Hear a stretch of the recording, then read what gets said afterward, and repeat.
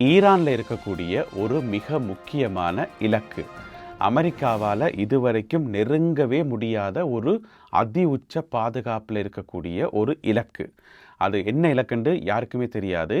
அப்படிப்பட்ட ஒரு இலக்கை அமெரிக்கா அடையாளம் கண்டிருக்கிறது என்று சொல்லி ஒரு தகவல் ஒன்று வந்திருக்குது. அந்த குறிப்பிட்ட இலக்கில் என்ன இருக்குன்னு சொல்லி யாருக்குமே தெரியாது. ஆனால் அந்த ஒரு இலக்கை மட்டும் தாக்கி அழிச்சிட்டா ஈரான் அடிபணிஞ்சிரும் அல்லது ஈரான் பேச்சுவார்த்தை மேசைக்கு தண்டவாட்டில் வரும் என்று சொல்லி அமெரிக்கா நம்புது.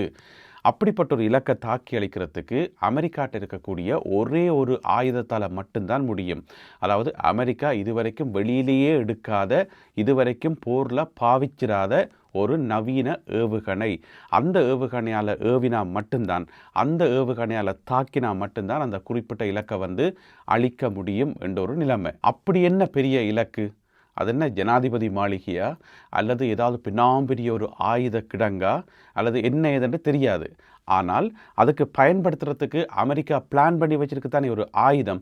அந்த ஆயுதத்தை பற்றி நாங்கள் தெரிஞ்சு கொண்டோம் என்று சொன்னால் அந்த இலக்கு எவ்வளவு முக்கியமானதுன்றதை ஓரளவு புரிஞ்சு கொள்ளலாம். பார்த்தா ஒரு புதிர் போடுற மாதிரியே இருக்கும், ஒரு புதிரும் இல்லை. ஒன்றுண்டா வடிவாக தெளிவாக சொல்கிறேன் என்னன்னு சொல்லி. அதாவது அமெரிக்கா இதுவரைக்கும் யுத்த களத்துக்கு கொண்டே வராத ஒரு அதிநவீன ஏவுகணை ஒன்று இருக்குது.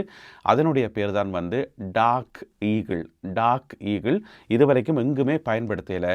அந்த அதிநவீன ஏவுகணையை முதல் முறையாக ஈரானில் பயன்படுத்துறதுக்கு இப்போ அமெரிக்காவினுடைய மத்திய கட்டளை பணியகம் சென்ட்கொம் அமெரிக்க அரசாங்கத்திடம் வேண்டுகோள் வைத்திருக்கிறது. உங்களுக்கு தெரியும், ஈரானில் நடவடிக்கையில் ஈடுபடுற அந்த அமெரிக்காவினுடைய படைப்பிரிவை தான் சொல்கிறது சென்ட்கொம் என்று சொல்லி, மத்திய கட்டளை பணியகம். அப்போ அவர்கள் அமெரிக்க ஜனாதிபதி டொனால்ட் ட்ரம்ப் அவர்களிடம் உத்தியோகபூர்வமாக ஒரு கோரிக்கை வைத்திருக்கிறார்கள். இந்த டார்க் ஈகிள் ஏவுகணையை பயன்படுத்துறதுக்கு அனுமதி தாங்க, அதை நாங்கள் பயன்படுத்தியே ஆகணும்.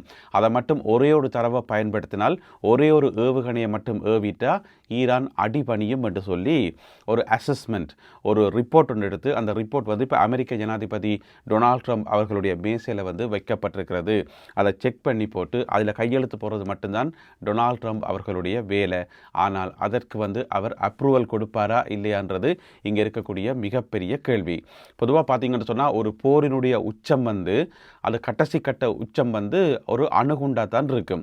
ஏனெண்டா ஈரானிய யுத்தத்தில் அமெரிக்கா அணுகுண்டு பாவிக்குமான்னு சொல்லி அடிக்கடி இந்த சந்தேகங்கள் ஊடகங்களில் கேட்கப்பட்டது. ஆனால் அணுகுண்டு பாவிக்கிறதுக்கான வாய்ப்புகள் இல்லை என்றே சொல்லலாம். ஏனென்று சொன்னால் அப்படி அணுகுண்டு பாவிச்சு அதில் லட்சக்கணக்கான மக்கள் கொல்லப்பட்டால் அது அமெரிக்காவுக்கு காலம் முழுக்க பெரிய ஒரு இழுக்காக இருக்கும்.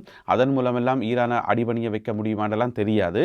எனவே இந்த டார்க் ஈகிள் ஏவுகணையை பயன்படுத்தி ஒரே ஒரு தாக்குதலை செய்தால் போதும், ஈரான் காலடியில் விழும் என்று சொல்லி மத்திய கட்டளை பணியகம் நம்புகிறது. அதனுடைய அர்த்தம் என்னென்னு சொன்னால், இப்போ பார்த்தீங்கன்னு சொன்னால் இப்போ கொஞ்ச காலமாக போர் நிறுத்தம் போய் கொண்டிருக்கு தானே. எங்கள் எல்லாருக்குமே தெரியும், இந்த போர் நிறுத்தம்ன்றது ஒரு கண் துடைப்பு. போர் நிறுத்தம் என்ற பேரில் எல்லா தரப்புமே, அமெரிக்கா, இஸ்ரேல், ஈரான் எல்லா தரப்புமே ஆயுதங்களை குவிப்பார்கள். அதே மாதிரி எதிரிகளினுடைய பலங்களை புலனாய்வு நடவடிக்கையில் ஈடுபடுவார்கள். யார் யார் என்ன செய்கிறார்னு சொல்லி. அதாவது போருக்கான ஒரு தயாரிப்பு திரைமறைவில் எல்லா தரப்பாலும் மேற்கொள்ளப்படும். எனவே அமெரிக்கா என்ன செய்யும், தன்னுடைய வேவு விமானங்களையும் சட்டலைட்டுகளையும் பயன்படுத்தி, இன்னும் கிடைக்கக்கூடிய சோர்சஸ் எல்லாத்தையும் பயன்படுத்தி ஈரானை ஃபுல்லாக ஆய்வு செய்வார்கள். ஈரானிய இராணுவம் எங்கே போகுது, எங்கே வருது, என்ன செய்கின்றார்கள், ஏதாவது ஆயுதங்களை கொண்டு வருகிறார்களா, இன்னும் ஏதாவது ரகசியங்கள் இருக்கான்னு சொல்லி கட்டாயம் இந்த ஒரு நடவடிக்கையில் அமெரிக்கா ஈடுபடும் என்று சொல்லி எங்கள் எல்லாருக்குமே தெரியும். அப்படி ஈடுபட்டதன் விளைவாக இப்போ ஒரு முக்கியமான இலக்கொன்றை கண்டுபிடித்திருக்கிறார்கள். சரி, அதெல்லாம் ஒரு பக்கம் இருக்க, இந்த டார்க் ஈகிள் ஏவுகணை இருக்குத்தானே, அது எப்படிப்பட்ட ஏவுகணை என்று பார்த்தீங்கன்னு சொன்னால், முதலாவது அதனுடைய விலை.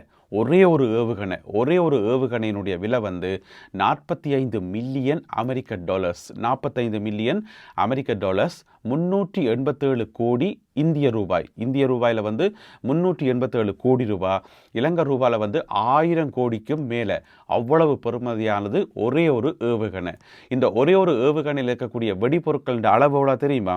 வெறும் 14 கிலோ மட்டும்தான். வெறும் 14 கிலோ மட்டும்தான். அப்போ எங்களுக்கு ஒரு கேள்வி ஒன்று வரும், வெறும் 14 கிலோ தான் அந்த வெடிகுண்டினுடைய அளவு. அதை தூக்கி கொண்டு போய் தாக்குறதுக்கு ஒரு ஏவுகணை. அந்த ஏவுகணைக்கு எதுக்கு இவ்வளவு பெறுமதி, 45 மில்லியன் அமெரிக்க டாலர்ஸ் என்று கேட்டிங்கன்னு சொன்னால் அங்கே தான் இருக்குது முக்கியமான விஷயம். ஏன்னு சொன்னால் இது ஒலியை விட 5 மடங்கு வேகத்தில் பறக்குமாம். அவ்வளவு மின்னல் வேகத்தில் பறக்குமாம். அதை நாங்கள் சாதாரணமாக விளங்கி கொண்டோம்னு சொன்னால் ஒருக்கா அப்படி சுண்டினோம்னு சொன்னால் கையால், அதாவது ஒரு செகண்டில் 2 கிலோமீட்டர் தூரத்தை கடந்து போயிடுமாம். அவ்வளவு மின்னல் வேகத்தில் போகுமாம் இந்த வாமா மின்னல். அதே மாதிரி அவ்வளவு மின்னல் வேகத்தில் போகக்கூடியதாம் இந்த ஏவுகணை. இது முதலாவது. ரெண்டாவது இது எப்படி ஏவப்படும் என்று சொன்னால், இந்த விண்வெளிக்கு போகிறதுக்கு ராக்கெட் ஏவுறது தானே, அதே மாதிரி இது செங்குத்தாக தான் ஏவப்படும். அதாவது முதல்ல என்ன செய்யும் சொன்னால், வானத்தை எல்லாத்தையும் துளைச்சு கொண்டு, வானத்தில் இருக்கக்கூடிய சகல லேயர் எல்லாத்தையும் துளைச்சு கொண்டு அங்கே மேலே உச்சிக்கு போகுமாம். அதாவது உங்களுக்கு தெரியும் எல்லா நாடுகளையும் இந்த வான் பாதுகாப்பு ஏர் டிஃபென்ஸ் சிஸ்டம் இருக்கும். இந்த ஏர் டிஃபென்ஸ் சிஸ்டம் எல்லாத்தையும் தாண்டி மேலே வான்வெளிக்கு உச்சிக்கு போயிட்டு எந்த இலக்கை தாக்கணுமோ, ஈரானில் எந்த இடத்த தாக்கணுமோ அந்த இலக்கை நோக்கி திரும்பிட்டு அங்கே இருந்து வானத்தில் உச்சியில் இருந்து கண்மூடி திறக்கிற மின்னல் வேகத்தில் கண்மூடி திறக்க யாருமே எதிர்பாராத நேரத்தில் அந்த இலக்கை தாக்கும், அந்த குறிப்பிட்ட இலக்கை தாக்கும். அதனால தான் இந்த ஏவுகணை அவ்வளவு பெறுமதியானது, அவ்வளவு விலை கூடினது. ஏனென்றால் அதுக்கு தேவையான சகல தொழில்நுட்பம் அதில் பொருத்தப்பட்டிருக்கிறது. அதாவது உங்களுக்கு தெரியும், ஒரு ஏவுகணையோ ஒரு ராக்கெட்டோ பயங்கர வேகத்தில் போகக்குள்ள கட்டாயம் அதனுடைய வெப்பம் அதிகரிக்கும். ஏன்னு சொன்னால் காற்றை கிழிச்சு கொண்டு போகக்குள்ள கட்டாயம் வெப்பநிலை அதிகரிக்கும் என்று தெரியும். இந்த ஏவுகணை பறந்து போகக்குள்ள டார்க் ஈகிள் பறந்து போகக்குள்ள அதனுடைய வெப்பநிலை, அதனுடைய மேற்பகுதி வெப்பநிலை 2000 பாகை வரைக்கும், 2000 பாகை செல்சியஸ் வரைக்கும் அந்த வெப்பநிலை போகும் என்று சொல்லப்படுது. எனவே 2000 பாகை செல்சியஸ் என்றால் யோசிச்சு பாருங்க, அந்த ஏவுகணை வானத்தில் வெடிக்கிறதுக்கே சான்ஸ் இருக்கு. எனவே அது வெடிக்காத மாதிரி அதுக்கேற்ற மாதிரி பொருட்கள் எல்லாம் பயன்படுத்தணும். அதை சொல்றது சில்வர் புல்லட் என்று சொல்றது.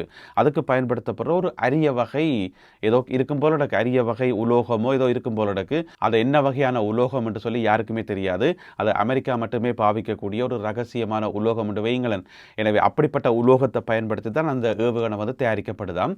சரி, அடுத்த கேள்வி என்னன்னு சொன்னா, இவ்வளவு மின்னல் வேகத்தில் பறந்து இவ்வளவு மின்னல் வேகத்தில் தாக்கி வெறும் 14 கிலோ குண்டை வச்சு கொண்டு என்னதான் செய்ய முடியும்? ஒரு பெரிய ஏரியாவை அழிக்க முடியுமா, அல்லது ஒரு பெரிய இலக்கை தாக்க முடியுமா என்று கேட்டீங்கன்னு சொன்னா அங்கதான் இருக்கு முக்கியமான விஷயம். அதாவது ஒரு குண்டு சாதாரண வேகத்தில் போய் தாக்குறதுக்கும், அதே குண்டு இந்த மாதிரி ஒலியை விட 5 மடங்கு வேகத்தில் ஹைப்பர்சோனிக், நான் சொல்ல மறந்துட்டேன், இந்த வகையான ஏவுகணையை சொல்றது டார்க் ஈகிளை சொல்றது ஹைப்பர்சோனிக் ஏவுகணை என்று சொல்லி.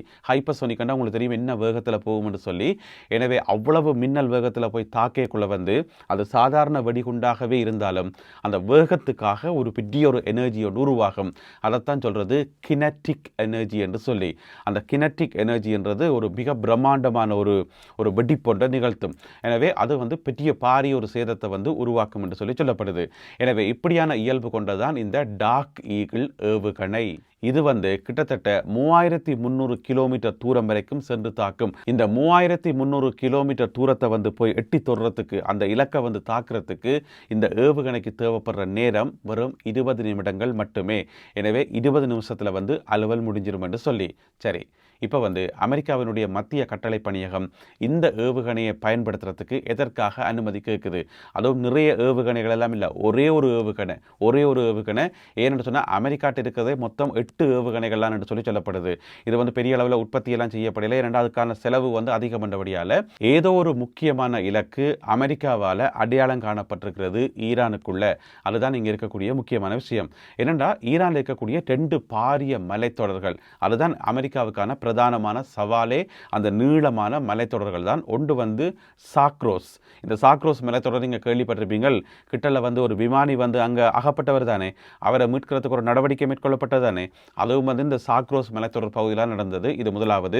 ரெண்டாவது அல்போஸ் என்று சொல்லப்படுற இன்னும் ஒரு மலைத்தொடர். இந்த 2 மலைத்தொடருக்கும் அடிவாரத்தில் ஈரான் தங்களுடைய அதிநவீன ஏவுகணைகள், ஏவுகணை நகரங்கள் மற்றும் முக்கியமான எல்லா ஐட்டங்களையும் அங்கதான் வைத்திருக்கிறார்கள். அதுவும் பல 100 அடி ஆழத்தில் வைத்திருக்கிறார்கள் என்று சொல்லி.